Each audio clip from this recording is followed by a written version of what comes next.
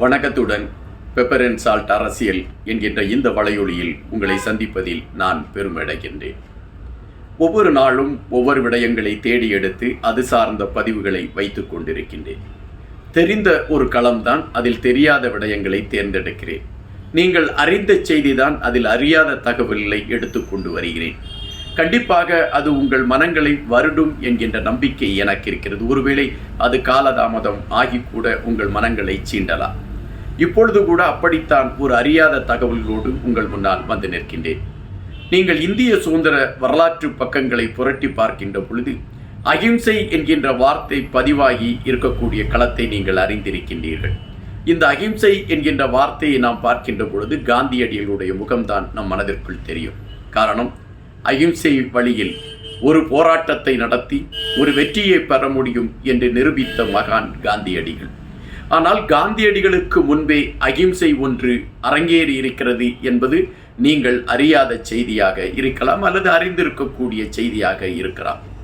இந்தியாவின் பெரும் பகுதிகளை எல்லாம் தன் கட்டுப்பாட்டிற்குள் வைத்திருந்த ஒரு மன்னன் அசோகன். இந்த மன்னன் தமிழ்நாட்டையும் கேரளாவையும் தவிர அனைத்து இடங்களையும் தன் கட்டுப்பாட்டுக்குள் வைத்திருந்த ஒரு பேரரசன். இந்த மன்னனை குறித்து நாம் அறிகின்ற பொழுது அவன் ஒரு கட்டத்திலே ஒரு நாட்டின் மீது போர் தொடுத்து போகின்றான். அங்கு சுமார் 1,00,000 மக்கள் இறந்து விடுகிறார்கள். இறந்த மக்களை பார்க்கிறான், மனது உருக்கம் கொள்கிறான். எனவே அவன் ஒரு மதத்தை நோக்கி திரும்புகிறான். அந்த மதத்தின் மீது ஈடுபாடு கொள்கின்றான். அதன் பின்பு அவன் அகிம்சை வழியை கையில் எடுத்துக்கொண்டு அன்பே பிரதானம் என்கின்ற களத்தில் அவன் ஒரு முனிவன் போல வாழ்ந்தான் என்கின்ற செய்தியைத்தான் நாம் அறிந்திருப்போம். ஆனால் அறியாத பல செய்திகள் இருக்கின்றன. அசோகன் சாலை ஓரங்களில் மரங்களை நட்டார், மக்களுக்கு நல்லாட்சி கொடுத்தார். தனக்கு எதிரான அல்லது தான் வழிபட்டு கொண்டிருக்கக்கூடிய கொள்கைக்கு எதிராக பயணித்து கொண்டிருக்கக்கூடிய இந்துக்களுக்கு அவன் முதன்மையான ஒரு களத்தை கொடுத்தான் என்கின்ற செய்திகள் எல்லாம் இருக்கின்றன. ஆனால் அறியாத பல செய்திகள் இருக்கிறது என்பது ஒரு வியப்பான செய்தி தான். நீங்கள் இப்பொழுது கிருஷ்ணரை எடுத்துக்கொள்ளுங்கள். கிருஷ்ணர் என்கின்ற அந்த கடவுளை குறித்து நாம் பேசுகின்ற பொழுது ராதை என்கின்ற கதாபாத்திரம் நமக்கு தெரியும். ராதை அவர்களுக்கும் கிருஷ்ணன் அவர்களுக்கும் இருக்கக்கூடிய அந்த உறவுகள், ராதை கிருஷ்ணனை காதலித்து கொண்டிருக்கிறார் என்கின்ற செய்திகள், இவைகள் நமக்கு தெரியும். ஆனால் அறியாத இன்னும் பல செய்திகள் இருக்கிறது. கிருஷ்ணன் அவர்களுக்கு 16,000ற்கு மேற்பட்ட மனைவிகள் இருந்தார்கள் என்றும், அதில் 10 மனைவிகள் மீது அவர் அதிதீவிரமான ஒரு பற்றை கொண்டிருந்தார் என்றும், அந்த 10 மனைவிகளுக்கும் தாலா 10 குழந்தைகள் பிறந்தார்கள் என்றும், அப்படி 80 குழந்தைகள் கிருஷ்ணன் சார்ந்து இருந்தார்கள் என்கின்ற செய்தியும் நாம் புராணங்களில் படித்து அறிந்து கொள்ள முடிகின்றது. ஆனால் வெளிப்படையாக நமக்கு தெரிந்த கிருஷ்ணன் என்கின்ற அந்த கடவுளுக்கு ராதை இன்னும் ஒரு சில மனைவிகள் இருக்கிறார்கள் என்கின்ற செய்திதான் தெரியும். பெரும்பாலான இளைஞர்களுக்கு கிருஷ்ணர் என்கின்ற பொழுது ஒரு குழந்தையைத்தான் கிருஷ்ணராக தெரியும். இதுதான் நாம் அறிந்திருக்கக்கூடிய செய்தி. அதுபோலத்தான் அசோகனை மையப்படுத்திய கருத்துகளிலும் நாம் அறியாத பல செய்திகள் இருக்கின்றது. கலிங்கத்தின் மீது போர் தொடுத்ததின் காரணமாகத்தான் அசோகன் பௌத்த மதத்தை தழுவினான் என்பதுதான் செய்தி. ஆனால் உண்மையிலே அசோகன் கலிங்கத்தின் மீது போர் தொடுத்ததால் தான் அவன் பௌத்த மதத்தை தழுவினானா என்றால் கேள்விக்குறி. காரணம், ஒரு காதல் தான் அசோகனை பௌத்த மதத்தை நோக்கி திருப்பியது என்றால் நீங்கள் அது அறியாத செய்தியாக இருக்கும். அசோகனுடைய தந்தையார் பிந்துசாரர். அவர் ஒரு மாபெரும் மன்னர். இந்த மன்னர் தன் கட்டுப்பாட்டுக்குள் பல சிற்றரசர்களை வைத்திருந்தார்.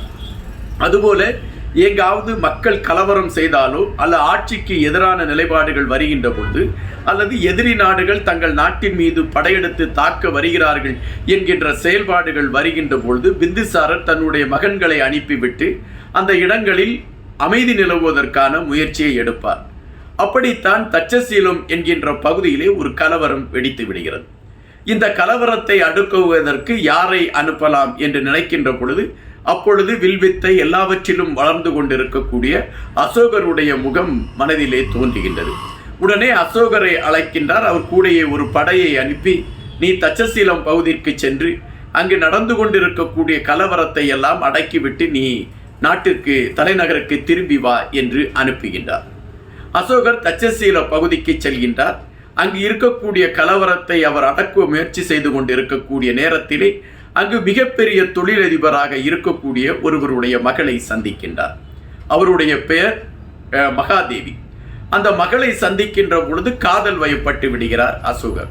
காதல் வயப்பட்டு இருவரும் ஒருவருக்குள் ஒருவர் ஒன்றாகி விடுகிறார்கள். இருவருக்கும் ஒரு காந்தர்வ முறையிலே திருமணம் நடைபெறுகின்றது.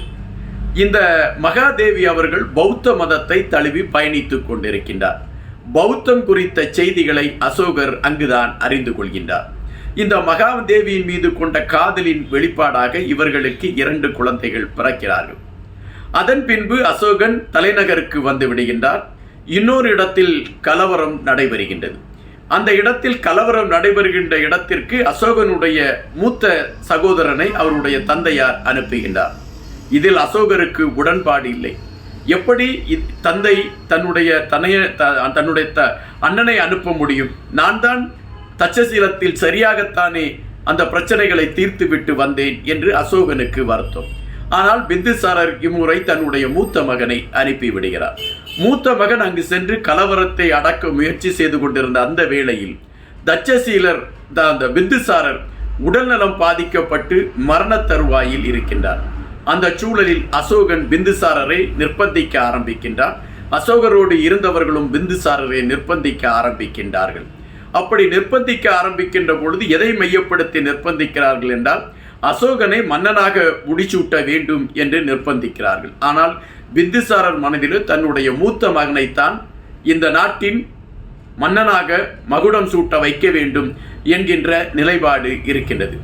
இந்த சூழலில் பிந்துசாரர் உடல்நலம் பாதிக்கப்பட்டு மரணத்தை தழுவி விடுகிறார். இங்கு கலவரத்தை அடக்க சென்ற தம்பி அண்ணன் திரும்பி வருகின்றார். இங்கு தம்பி அசோகனுக்கு அண்ணனை எப்படியாவது தீர்த்து கட்டிவிட வேண்டும் என்ற எண்ணம் வருகிறது. எனவே அண்ணனை மட்டும் தீர்த்து கட்டிவிட்டார் அதன் பின்னால் இருக்கக்கூடியவர்கள் பதவியை கேட்டு தனக்கு எதிராக போராடக்கூடிய களம் வரும். எனவே தன்னுடைய உறவில் யார் யாரெல்லாம் அண்ணன் தம்பிகளாக இருக்கிறார்களோ அனைவரையுமே தீர்த்து விட வேண்டும் என்று அசோகன் முடிவு கட்டுகிறார். அதன் அடிப்படையில் அசோகன் சுமார் 89 பேரை தீர்த்து கட்டிவிடுகிறார். அவருடைய அண்ணன்மார் தம்பிமார் 89 பேரை தீர்த்து கட்டிவிடுகிறார். அதன் பின்பு அசோகன் ஆட்சி பீடத்தில் ஏறுகிறான். ஆட்சி பீடத்தில் ஏறக்கூடிய அசோகனுக்கு ஆட்சி பீடத்தில் ஏற வேண்டும் என்றால் மகுடம் சூட்டுவதற்கு தனக்கு இணையான ஒரு மகாராணி வேண்டும் என்று குறிப்பிடுகின்றார்கள். அப்படி சொன்ன உடனே அசோகன் இன்னொரு பெண்ணை திருமணம் செய்து கொண்டு அவளை மகாராணி என்று அறிவித்து ஆட்சி பீடத்தில் ஏறிவிடுகிறான். அந்த புறத்தில் நிறைய பெண்களை அசோகன் வைத்திருந்திருக்கின்றார். அந்த புறத்தில் இருக்கக்கூடிய பெண்களுக்கு அசோகன் மீது ஒரு வெறுப்பு. காரணம், அசோகன் பார்ப்பதற்கு அழகாக இருக்க மாட்டானா. இதனால் அந்த புறத்தில் இருக்கக்கூடிய பெண்கள் சில நேரங்களில் அசோகனுக்கு எதிரான கருத்துக்களை பதிவிடுவாராம். இந்த அசோகன் பார்ப்பதற்கு அருவருப்பாக இருக்கிறானே என்று அவர்கள் எதிரான கருத்துக்களை பதிவிடுவாராம். இதனால் அசோகன் தான் அவளோடு உடலுறவு கொண்ட மறுநிமிடமே அந்த புறத்தில் இருக்கக்கூடிய அந்த பெண்களை தீயிட்டு கொளுத்தி எரித்து விடுவாராம். இப்படி அவர் எரித்த பெண்களுடைய கணக்கு பட்டியலில் இடம்பெறாது என்று குறிப்பிடுகிறார்கள் வரலாற்று ஆசிரியர்கள். இப்படி வாழ்ந்து கொண்டிருந்த அசோகன் தான் ஒவ்வொரு இடங்களையும் தன் கைவசம் படுத்துவதற்காக முயற்சிக்கின்றான். அதன் பின்பு மகுடமான் சூட்டிய பின்பு தன்னுடைய முதல் காதல் மனைவியை தன்னோடு இணைத்துக் கொள்கின்றார் அசோகர்.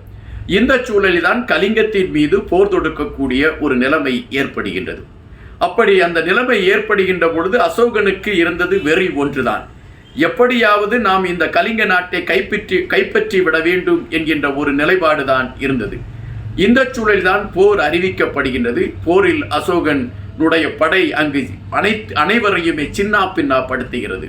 பெண்களை பாலியல் வன்கொடுமைக்கு உட்படுத்துகிறது. பெண்கள் கதற கதற கற்பழிக்கப்படுகின்றார்கள். பெரும் இழப்பு ஏற்படுகிறது. அந்த கலிங்கத்து நாட்டிலுடைய மக்கள் தொகை 10 லட்சத்திற்கு உட்பட்டது என்று சொல்கின்றார்கள். அதில் 20% பேர் மரணத்தை தழுவி விடுகிறார்கள் இந்த போரின் காரணமாக என்று குறிப்பிடுகிறார்கள். அதன் பின்பு அசோகனுடைய கட்டளையை ஏற்று அசோகனுடைய படைகள் அங்கு சரணடைந்தவர்களை கைதியாக அசோகனுடைய மண்டபத்திற்கு கொண்டு வருகிறது. அவர்கள் கொடுமையான சித்திரவதைகளை அனுபவித்து மரணத்தை தழுவுகிறார்கள். இந்த சூழலில்தான் தன்னுடைய முதல் காதலி குறிப்பிட்ட அந்த பௌத்தம் சார்ந்த கருத்துகள் அசோகனுடைய மனதிலே நிலநாட பௌத்தத்தை மையப்படுத்திய ஒரு தேடலை எடுக்கிறான். அதற்கு அவனுடைய அந்த கலிங்கத்தில் நடந்த போரும் அவன் மனதிற்குள் ஒரு மாற்றத்தை ஏற்படுத்துகிறது. அந்த சூழலில்தான் புத்த பிட்சு கூறிய கருத்துகளும் அவன் மனதிற்குள் மாற்றத்தை எழுப்ப அசோகன் பௌத்த மதத்தை தழுவக்கூடிய ஒரு நிலைமையை எடுக்கின்றான்.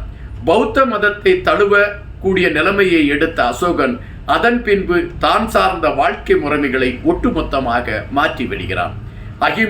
அகிம்சை சார்ந்த கருத்துக்களை கையில் எடுத்துக்கொண்டு அசோகனுடைய பயணம் ஆரம்பிக்கின்றது. ஏறக்குறைய ஒரு முனிவன் போன்ற வாழ்க்கையைத்தான் அசோகன் வாழ ஆரம்பிக்கின்றான். அவன் ஆட்சிபீடத்தில் இருந்த காலகட்டங்களில் அவன் என்னென்ன விடயங்கள் மக்களுக்கு எதிராக செய்தானோ அவைகளை மாற்ற திட்டமிடுகின்றான். அதுபோல தனக்கு எதிரான மத கோட்பாடுகளை கொண்ட இந்துக்களையும் அவன் அரவணைத்து பயணிக்க தொடங்குகின்றான். அசோகனுடைய மரணம் வரை இந்த செய்திகள் தொடர்ந்து கொண்டு இருந்தது என்பதுதான் பதிவு. நாம் வரலாறுகளை படித்து கொண்டிருக்கின்றோம்.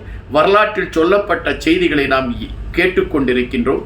அவைகளை பார்க்கின்ற பொழுது நம் மனதிற்குள் தெரிந்தது ஒன்றே ஒன்றுதான். அசோகன் கலிங்கத்துக்கு மீது போர் தொடுத்தார். அந்த போரில் பெருவாரியானவர்கள் இறந்தார்கள். அதை பார்த்த அசோகன் மனம் மாறினான்.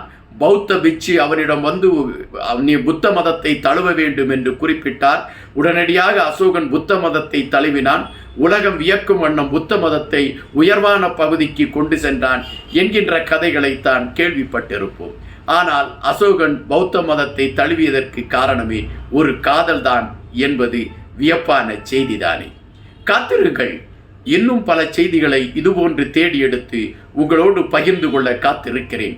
எங்களுடைய பெப்பர் அண்ட் சால்ட் அரசியல் என்கின்ற இந்த வலையொலியை நீங்கள் பகிர்ந்தளியுங்கள். பல தேடல்கள் உங்களை தாளாட்டும், சீராட்டும், உங்களை மெய்மறக்கச் செய்யும். காத்திருங்கள், இன்னும் சந்திப்போம். நன்றியுடன் இன்பா.